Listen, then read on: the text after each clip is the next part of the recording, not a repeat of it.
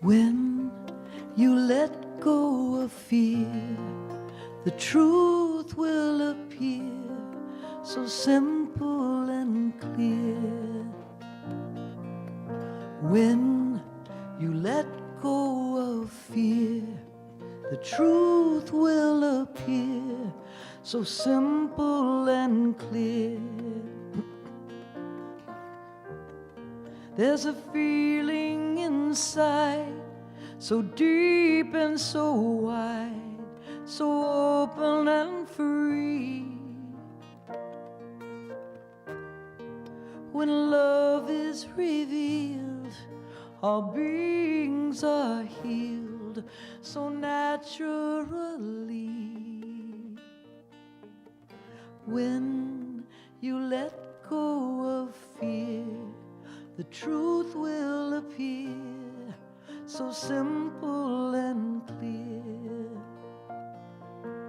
When you let go of fear, the truth will appear, so simple and clear.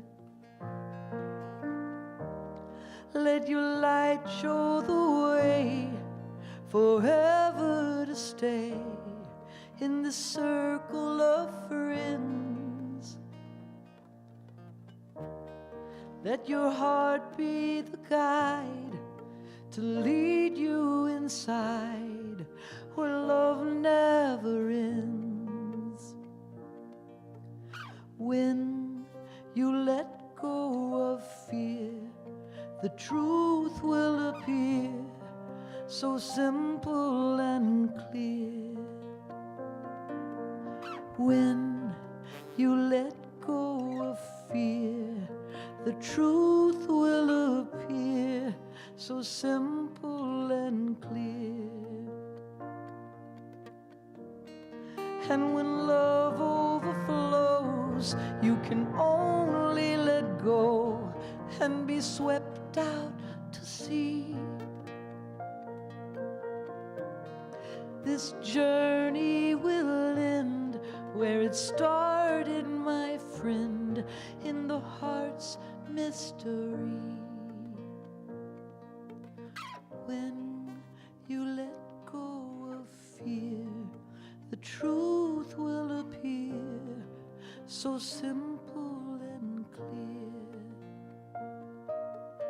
When you let go of fear, the truth will appear, so simple and clear.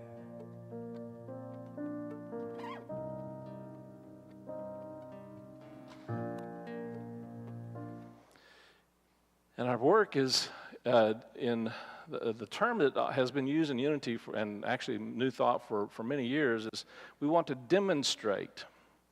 We want to demonstrate truth. We want to demonstrate an overcoming. We want to demonstrate the power of prayer in our lives. We want to demonstrate. And probably a more modern term, or term that we use more often in some of the New Thought teachings, is manifestation. We want to manifest something different than what's going on in our life. Are there things going on in your life that you would like to see and experience differently? I would suggest you wouldn't be here today if there wasn't some aspect of that, most likely. So we're going to talk a little bit about this idea of demonstration and manifestation. And it's important to recognize that Jesus' basic premise is what we've been calling practical metaphysics.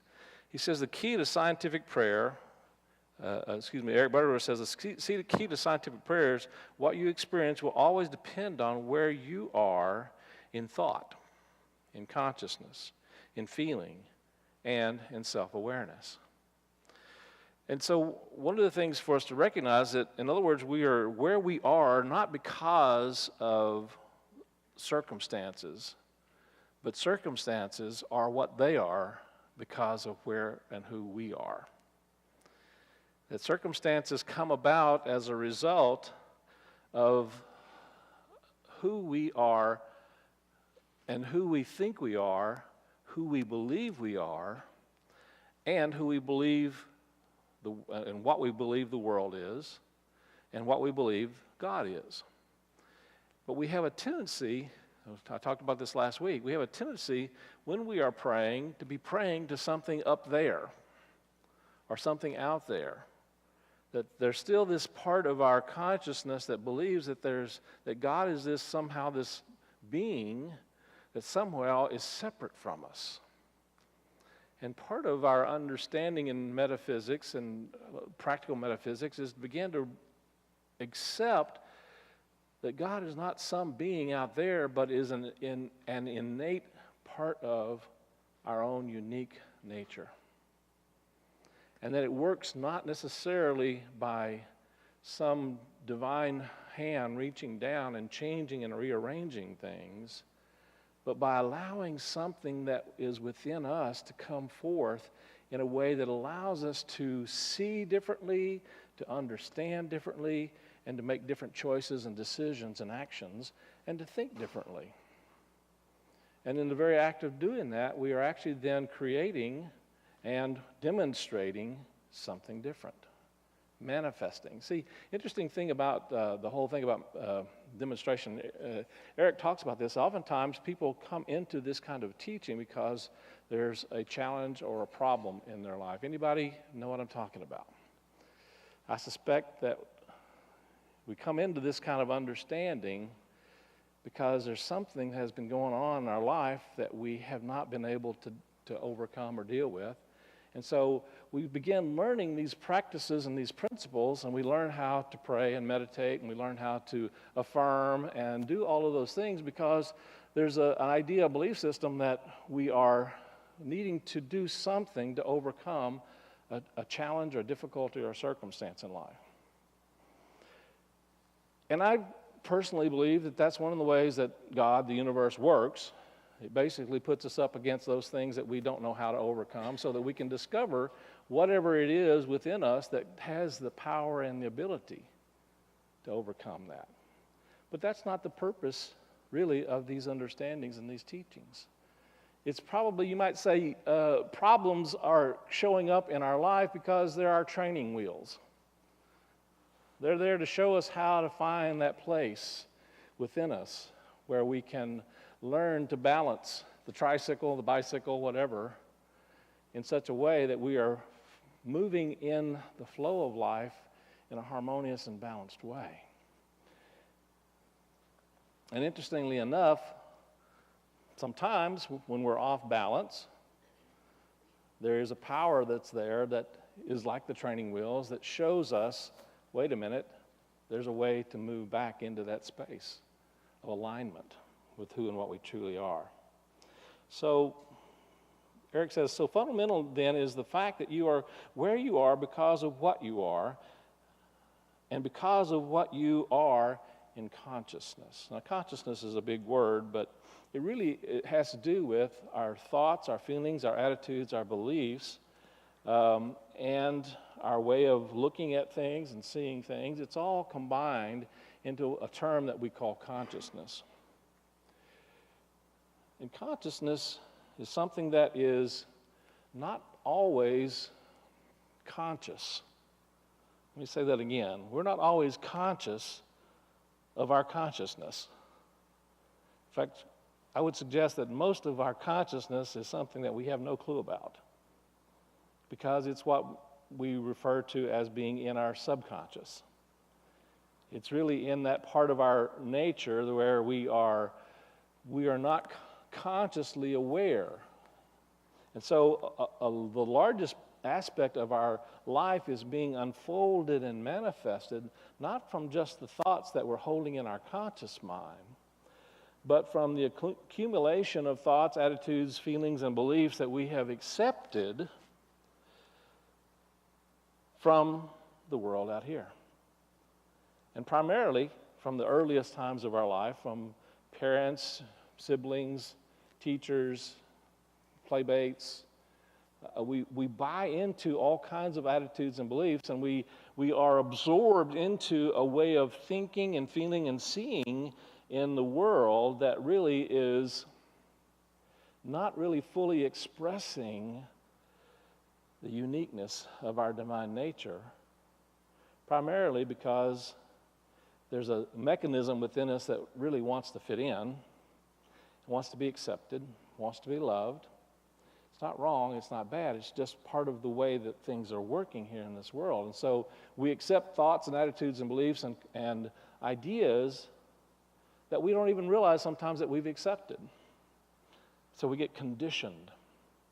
And we're conditioned and we see the world not as it is. We see our experiences not as it is, but we see the world based upon the filters that we've incorporated in our subconscious mind. Now, the powerful thing is that we can begin to shift that kind of awareness and that kind of seeing and kind of looking at the world, and in the very act of doing that, then we are actually not just changing our subconscious programming, we're changing the filters of how we will see and experience and look out into the world, and as a very result of that, we are actually attracting to us different circumstances, situations, and experiences in our life.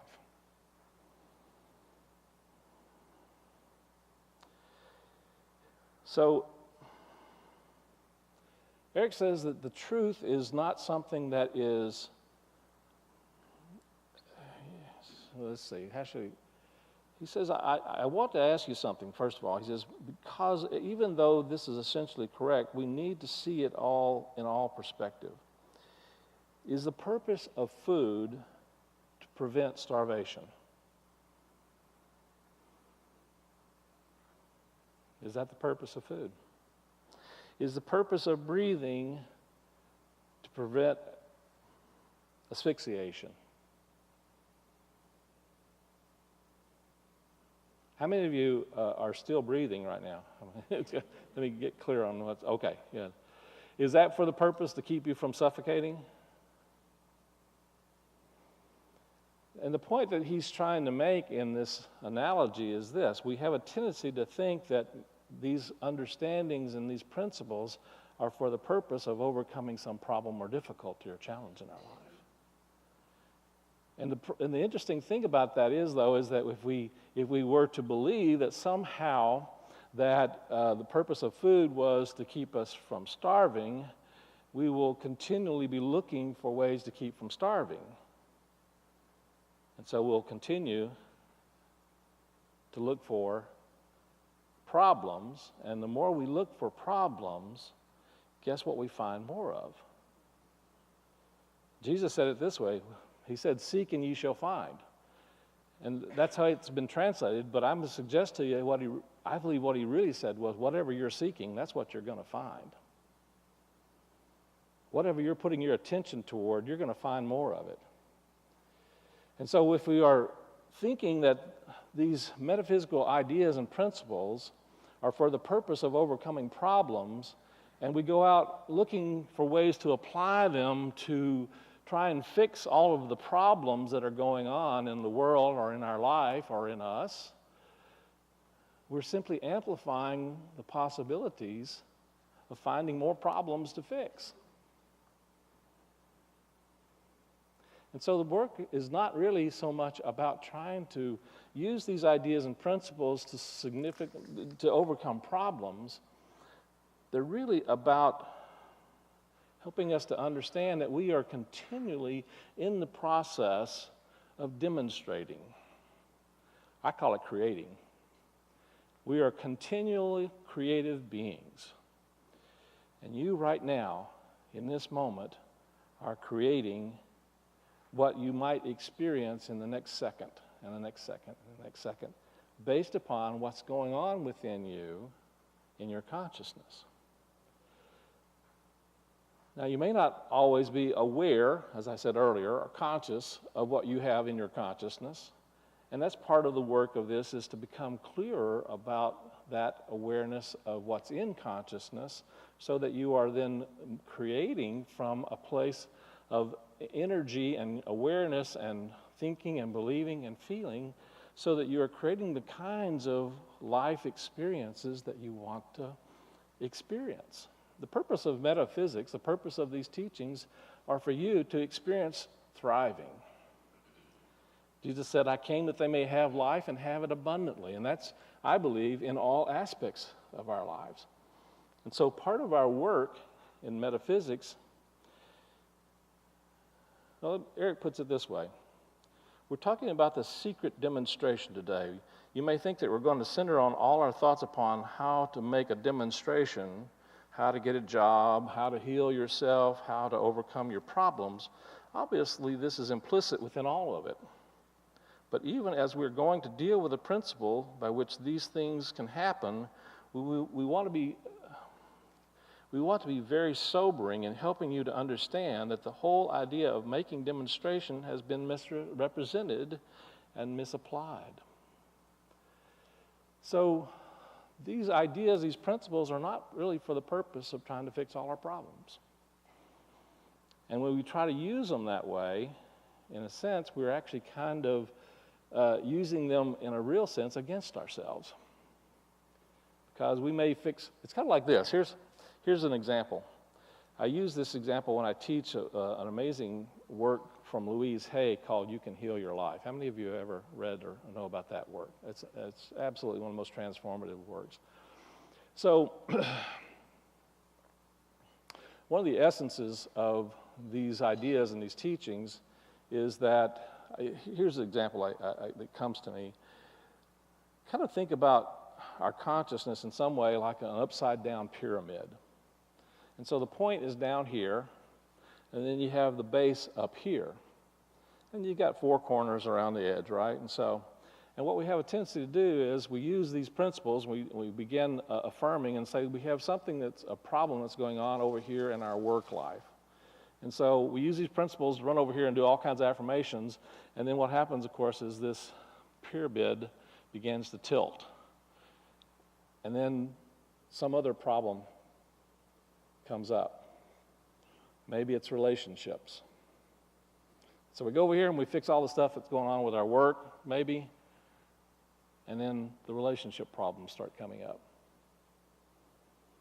And then we run over here and try and fix the relationship, and then the work situation comes up again. And then we run over here and try and fix our health, and then the money situation pops up. And then we run over here and fix all the finances and money and all that, and then it runs our health.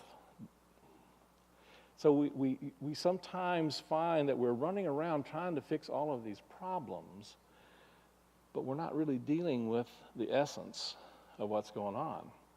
And one of the things that Louise Hay teaches is that all of these problems are popping up because there's a belief system down here at the very core that says, I'm not good enough. And we go around running all over the place trying to find ways of being good enough. But our real work is really tuning into that very unique divine nature that is not only loving, but is love itself. And when we tune into that, all of this pyramid begins to just fall apart. We don't have all these problems popping up all over the place because they're not coming from a consciousness of not good enough anymore. And so part of our work in metaphysics is to tune into that nature within us that is the essence of the divine. Eric coined a phrase, he calls us metaphysical hypochondriacs. When we're running all over the place trying to fix all these different problems, we're not really looking at and taking care of what's at the essence of it. We're not aware that we can see the truth of who and what we are as spiritual beings. You're created in the image and after the likeness of the divine. And our work is not to necessarily, how shall I put this? Our work is not necessarily try to patch some part of our life up, but to come from a place where we are truly honoring and accepting and believing and owning this amazing, unique divine nature. In unity, we call that the Christ within. You see, Jesus came to show us that you and I are created in the image and after the likeness of this unique divine nature. In unity, Christ is not Jesus' last name. Jesus came to show us the amazing possibilities of each of us. He said, the things that I have done, ye shall do also, and even greater things. And he didn't say, if you're good enough. He said, I will do not ask that I will pray to God for you. You yourself have this connection with God. And so our work is not to necessarily just simply worship the man Jesus, but to follow his example. And to come from an awareness and a consciousness that we have within us the same unique divine nature that he himself demonstrated. See, he demonstrated his knowing, his awareness of who and what he truly was. He demonstrated that through his life, his experiences, through his expression. And you and I are not necessarily demonstrated in exactly the same way, because the divine nature is expressing uniquely through each and every one of us.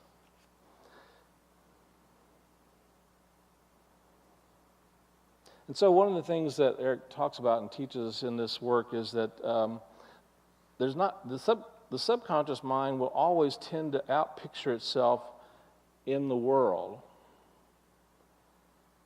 And this is fundamental in some of our understanding. But unless the patterns of the subconscious mind come from within, out of what we sometimes call the superconscious mind.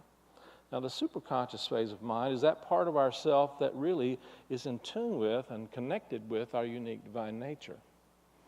And part of our unfolding spiritually is to begin to tune into that part of ourselves that already knows the essence of who and what we are.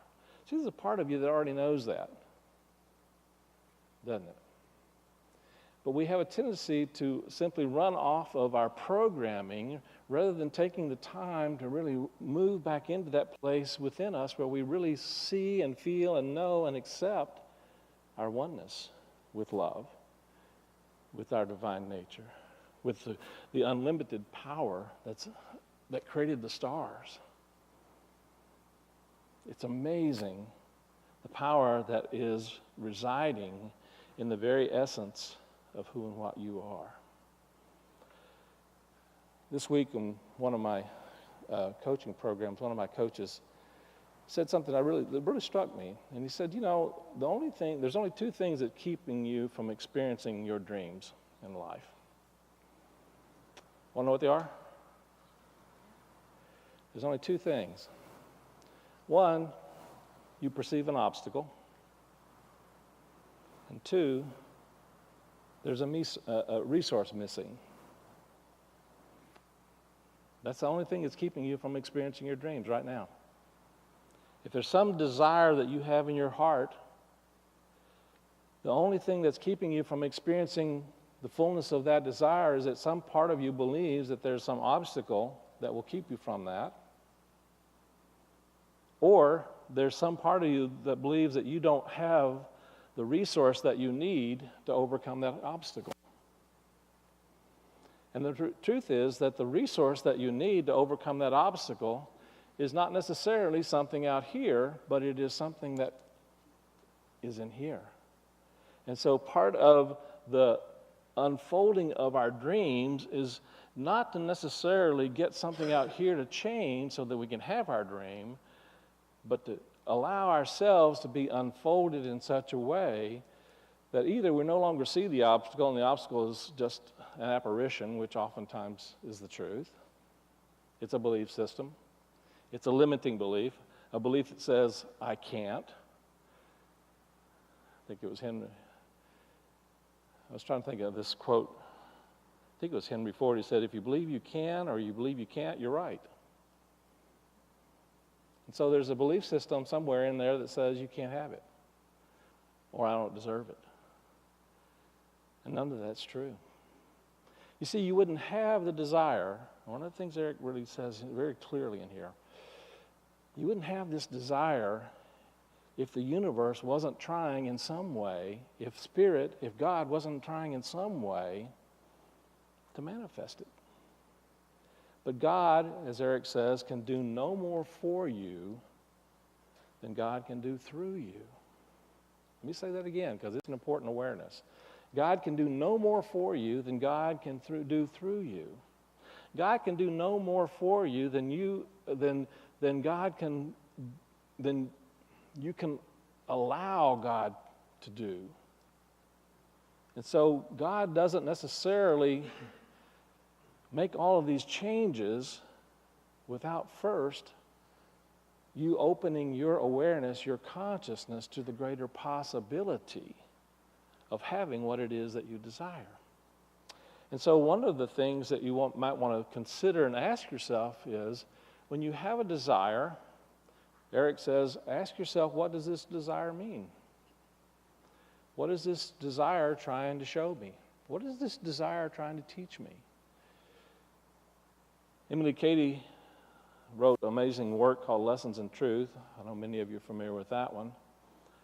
And one of the things she says is that a desire is basically God knocking at the door of our consciousness, trying to express some truth in some way. And so when you have a desire, there's something there that Spirit, the universe, is trying to show, teach, give in some way, not necessarily as the manifestation of the desire, but of what you need to become in order for that desire to be real for you. And so you might ask yourself the question, who or what do I need to become in order to have what it is that my heart desires? And that's the purpose, I think, of this whole act of metaphysics and prayer. It's aligning ourselves with who we are in possibility. And so ask yourself the question, who do I have to become in order to have what I want to experience, the life I want to experience, the kind of fulfillment that I want to experience, the love that I want to experience in my life? Who do I need to become in order to have those kinds of experiences in my life? What are the qualities and characteristics that I need to develop within me to have the kind of relationship that I want in my life? What are the qualities and characteristics that I have to develop within me in order to have the experience of financial abundance? What are the qualities and characteristics that I need to develop within me in order to experience health and wholeness and to feel the fitness of this amazing vehicle that we call our body? And what do I need? What different choices, what changes, what different ways of looking and thinking and seeing do I need in order to attract to me? We talk about the law of attraction here, and in some ways I think the law of attraction, there's a real truth in the law of attraction. But it's not, in some ways it's confusing because it tends to make, or maybe it's just me, I don't know, it tends to make me think that there's something out there that I'm attracting to me. But in reality, the law of attraction is not a law of attraction at all. It is a law of manifestation. It is a law of creation. And it's something that is coming through you and not necessarily something that's coming to you. And that's why Eric says that God can do no more for you than God can do through you. And so the work of transformation, the work of this kind of practical metaphysics is becoming the kind of being, becoming the kind of energy and consciousness and light that automatically allows the Spirit of God to move through us in ways that actually demonstrate the kind of life that we want to see, feel, and experience out here in the world. It's an inside job. It's all an inside job. Your life is an inside job. Your health is an inside job. Your prosperity is an inside job. Your relationships? No, that's all them. I'm sorry. No. It's an inside job. It's always an inside job. The question I have for you is, are you willing to accept the job? Are you willing to step into the person that you have to become and allow to become? Yeah, that's not the way I want to say it. Let me say it a little differently. Because the reality is, you're becoming who you already are. Are you willing to allow yourself to become who you truly are? Who you already are? Who you were created to be?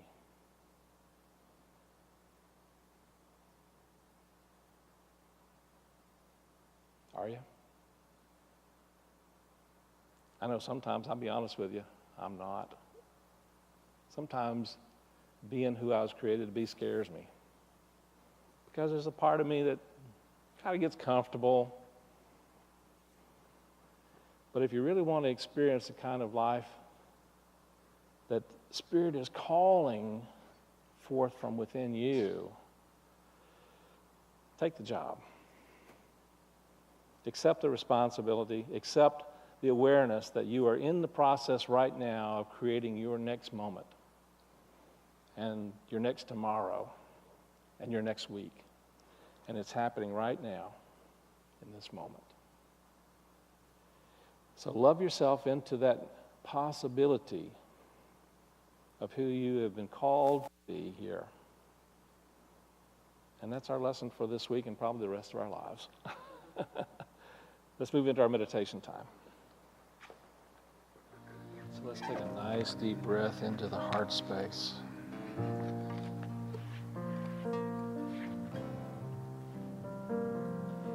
Breathing in and breathing out. Breathing out fear, doubt, worry. Breathing in love and peace and fulfillment.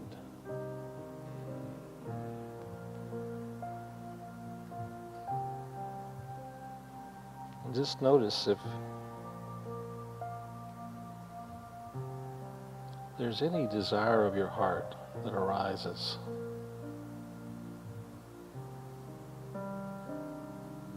Anything that excites you or draws you and draws your awareness of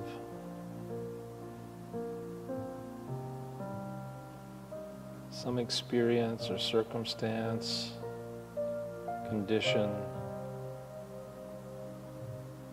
that you want to have more of,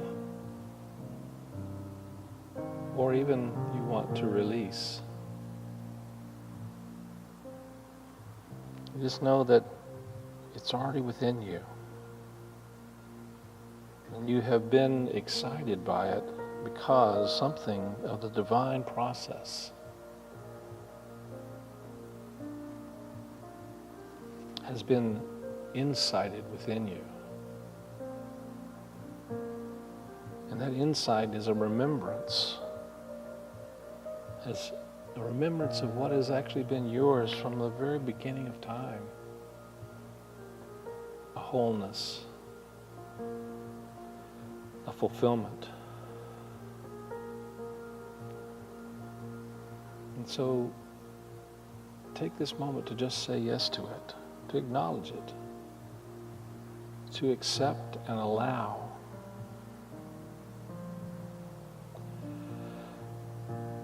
To allow it to be in you in such a way that you know it is a part of who and what you truly are. And it's being called forth. And it will call forth from within you all that is needed and necessary, all of the strength or courage or love or awareness or understanding to bring it from just simply a place in the heart to a place in your life.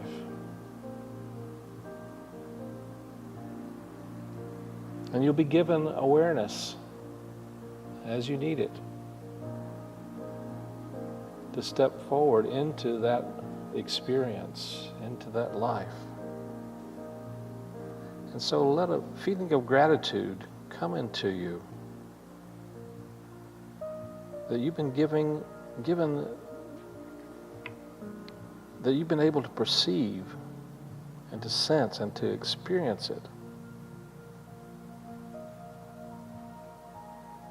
And it's a matter of awakening your awareness and your consciousness of who and what you are being called to do and be in this life. A divine pattern that's unfolding. Something that is calling you. A channel for the receptive expression of a greater creative process.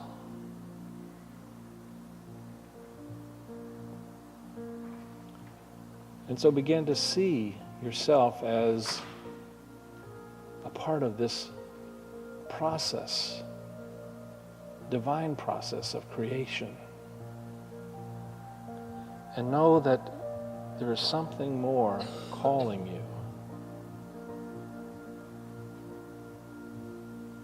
And so you take this time to salute that part of you, that divinity within you, to honor that and know that it's unfolding in ways that your limited ego consciousness cannot comprehend.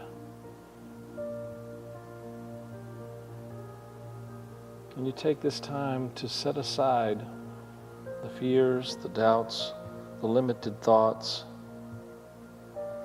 and to see a divine flow manifesting greater and greater ways for that consciousness to unfold. To see that divine flow expressing, unfolding in beautiful and wonderful, dedicated and consecrated ways to a greater expression of the truth of your divine nature, your spiritual beingness.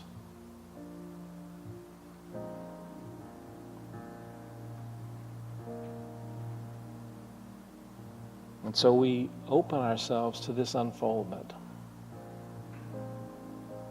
this consciousness of God expressing in and through and as us, and as the one we are becoming in order to experience that heart's desire.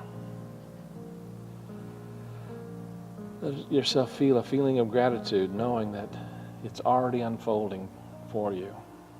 And you are saying yes to this inside job of accepting and stepping into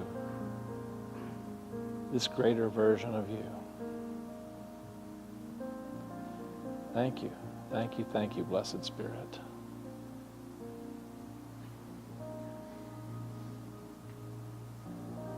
And now we release it and know that the universe is already providing the energy, the resources, the avenue to bring this even more into our outer experience. Thank you, Blessed Spirit. And when you're ready, gently give thanks and open your eyes, knowing that it is so. So it is.